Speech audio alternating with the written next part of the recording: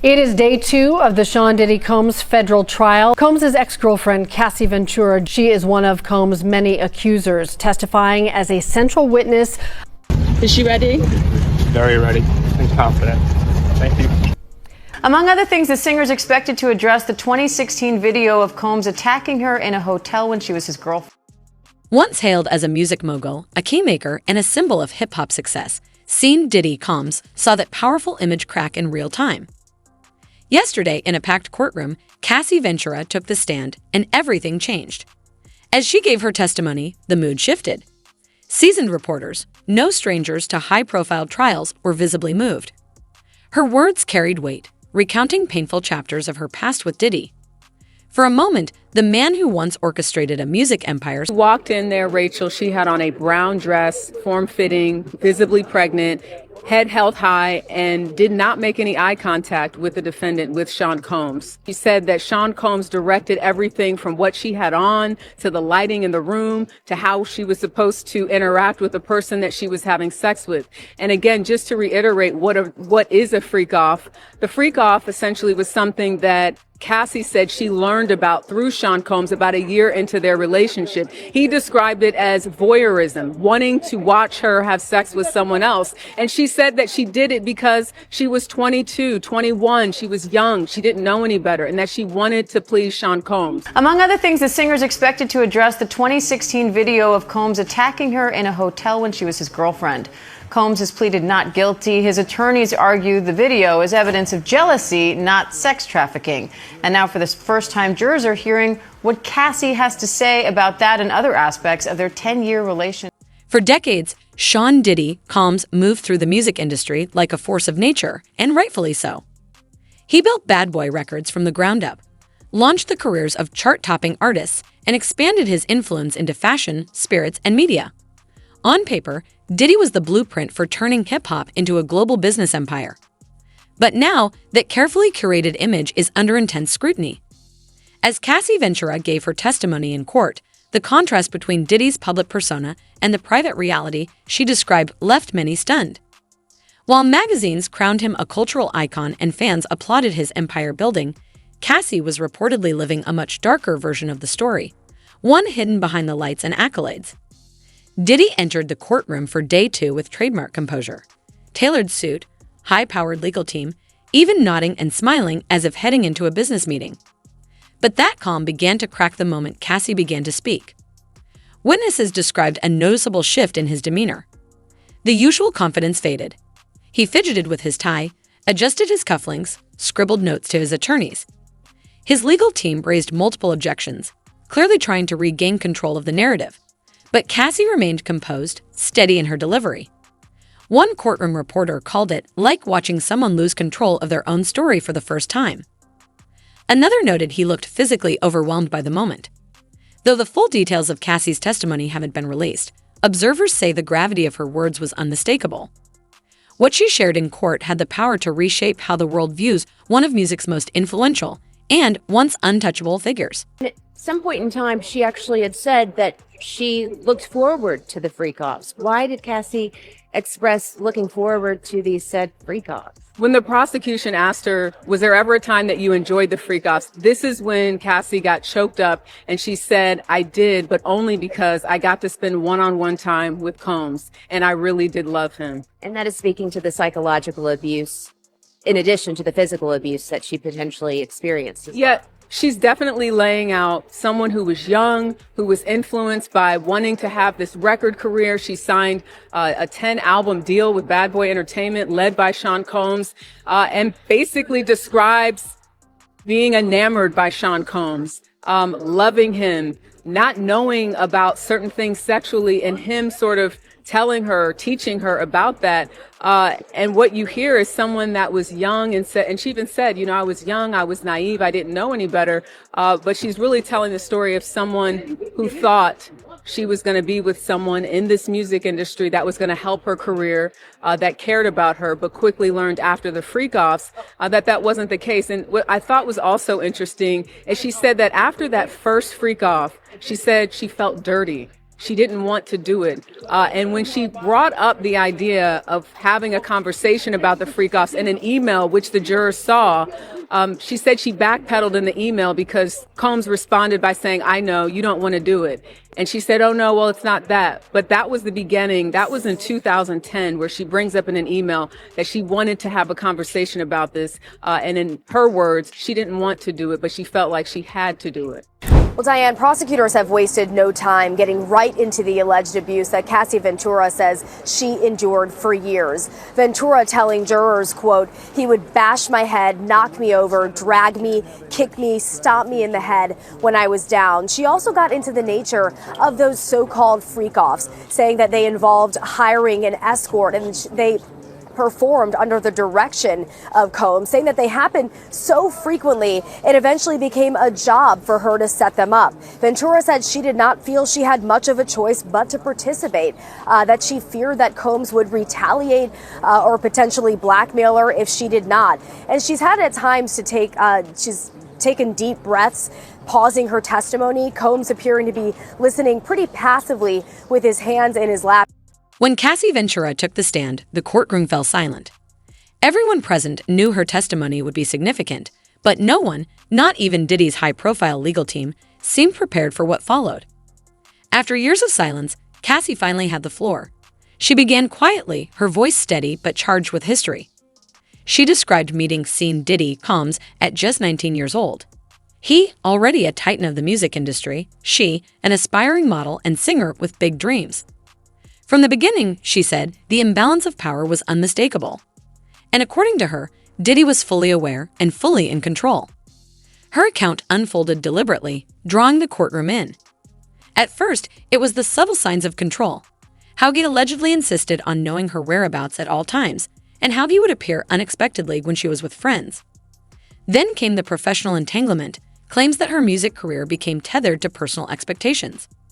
She testified that Diddy interfered with collaborations and even threatened to delay or shelve her music unless certain conditions were met. The tension deepened as she spoke of surveillance. Cassie testified that Diddy installed tracking software on her phone, allowing him to monitor her in real time. She described a slow, deliberate isolation, how friends were pushed away, how her circle grew smaller until, eventually, he was the only one left. The courtroom grew increasingly tense. At several points, the judge had to call for order as Diddy reportedly reacted with visible agitation, shaking his head, whispering urgently to his attorneys, shifting uncomfortably in his seat. Then came the moment that shifted everything. Cassie handed her phone to her attorney. Projected onto a large screen were a series of emails and text messages, alleged apologies and private admissions from Diddy that sharply contradicted past public statements made in his defense. The shock in the room was immediate. Observers described Diddy's reaction as stunned, caught off guard, as though he hadn't expected her to keep the receipts. But that, Cassie warned, was only the beginning. What followed was deeply personal and profoundly unsettling. She described moments of emotional and physical mistreatment, accounts so raw and specific that several jurors were visibly affected. Relationship with Diddy. Some of those details we've seen in prior lawsuits, but to hear her on the stand actually giving those details, reliving those moments herself. Also, you have to remember, she's very pregnant right now. So I'm going to be curious to see how long she makes it on the stand, how she's emotionally able to weather all of these questions.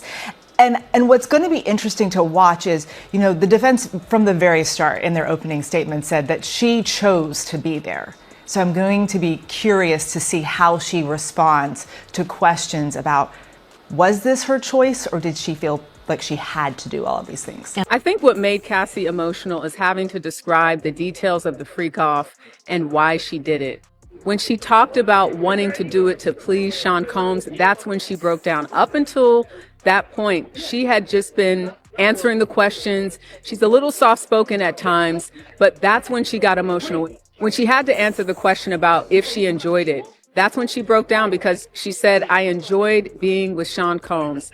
And she says, I did it because it made him happy. What did the expressions of the jurors look like? The jurors are laser focused on what Cassie has to say. And that's to be expected, right? Because she is the person who will likely be on the stand, according to attorneys, for 2, maybe 3 days. She's the one that was in the relationship with Sean Combs for over 10 years. So she's got a lot to say, and she's just getting started.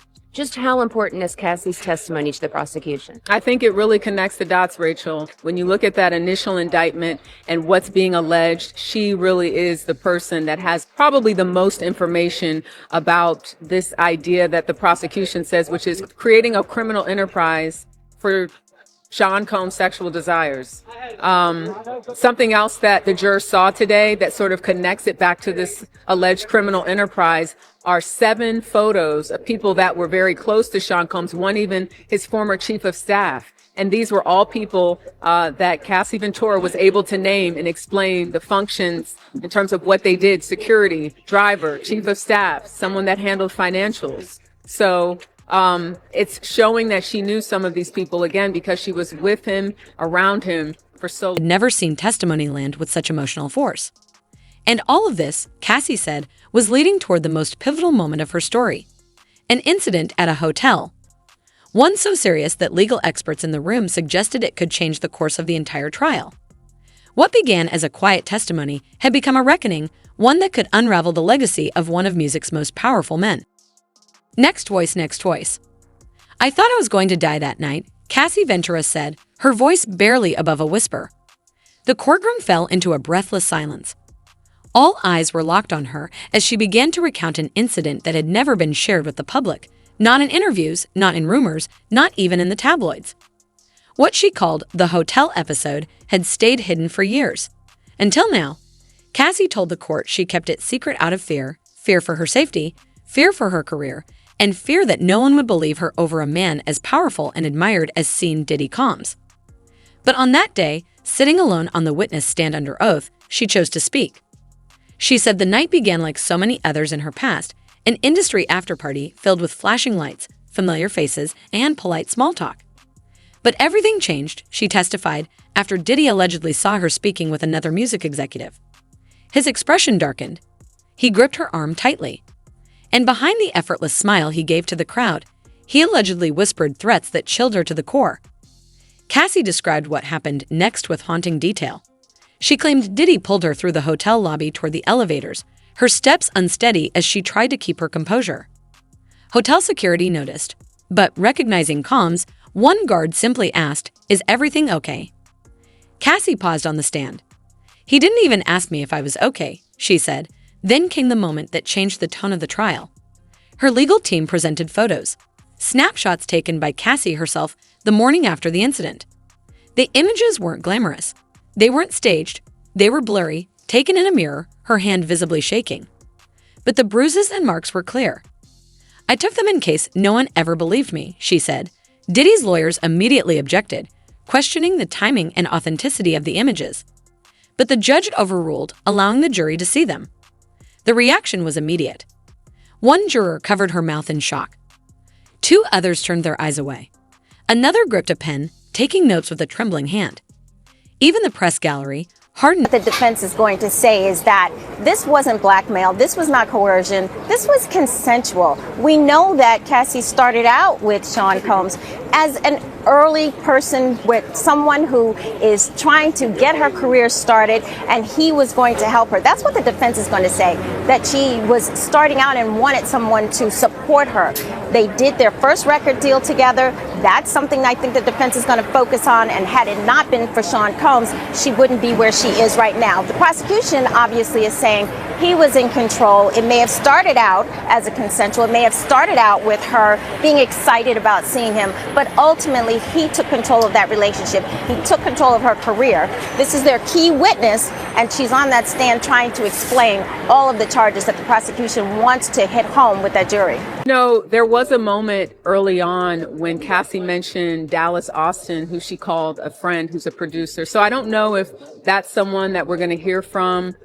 We know that there were pictures shown to prospective jurors that are well-known celebrities, you know, Kanye West, Kid Cudi, Lauren London. We don't know, though, how they fit yet into why they were even asked, do you know these people? Are you familiar with them? So the prosecution is questioning Cassie right now, still questioning Yeah, her. the defense hasn't even got a chance to. I mean, that might change based on the timing, but because she's such a key witness, it's likely that she will be on that stand the rest of the day. We learned that Cassie referred to him as Pop Pop, and Sean Combs would refer to her as CC. The prosecution says, "What does CC stand for?"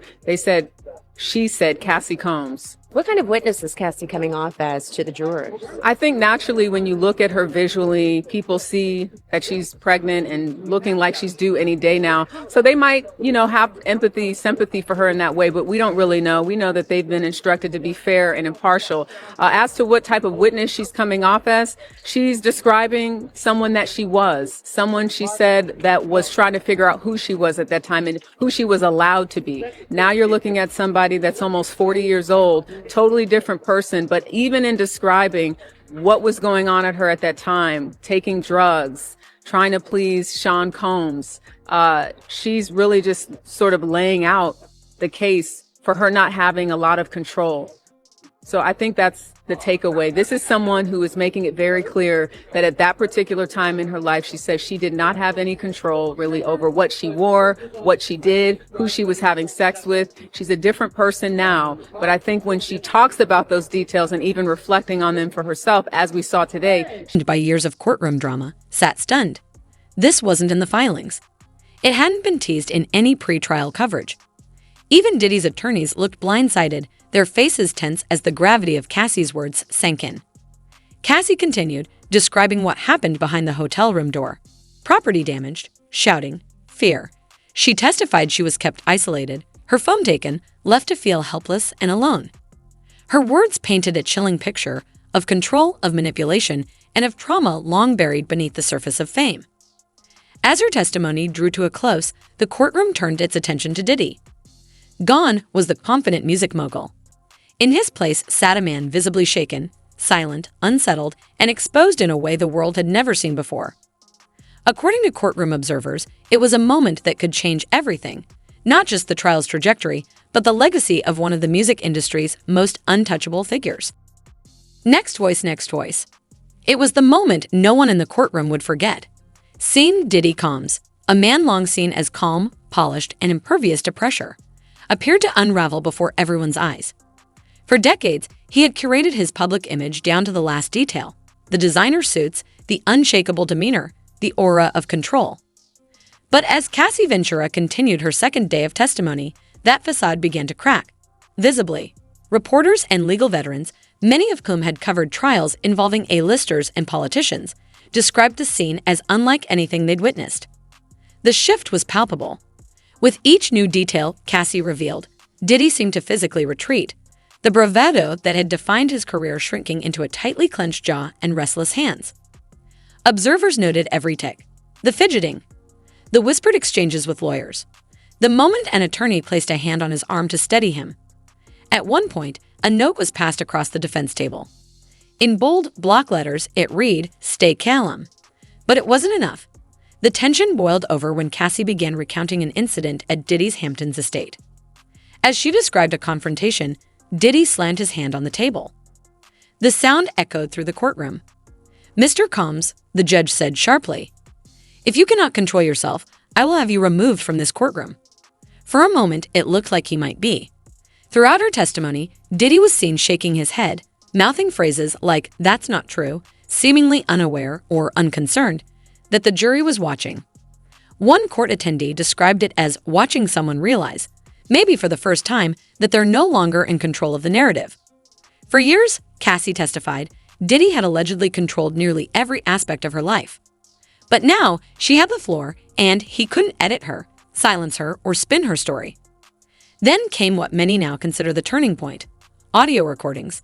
Cassie's attorney played a clip for the court. A man's voice, allegedly Diddy's, was heard issuing threats. The courtroom froze, and then Diddy stood. "You know that's not how it happened." He shouted across the room, his voice echoing like the crack of a whip. His lawyers rushed to his side, coaxing him back into his seat. It reportedly took multiple members of his team to calm him down. The judge immediately called a recess. But the damage had already been done. By the time court resumed, the air had changed. And so had Diddy's support system. Cassie wasn't finished. She testified that she had kept years of documentation, photos, emails, messages stored safely beyond Diddy's reach. Then, the real bombshell, she had messages from others. Not anonymous tips, not vague mentions. These were texts from high-profile artists, producers, and friends of Diddy, people who had witnessed disturbing behavior and reached out to Cassie privately. "You okay? What I saw tonight wasn't right. You can stay at my place if you need to." A major rapper, I've known him 15 years. I've never seen him act like that with anyone else. This isn't normal. Please call me. A female pop star, I can't be around this anymore. I told him to get help. Call me when you're safe. A veteran producer, these messages directly contradicted public statements from Diddy's team, who had claimed no one had ever witnessed problematic behavior and that this was simply a private dispute.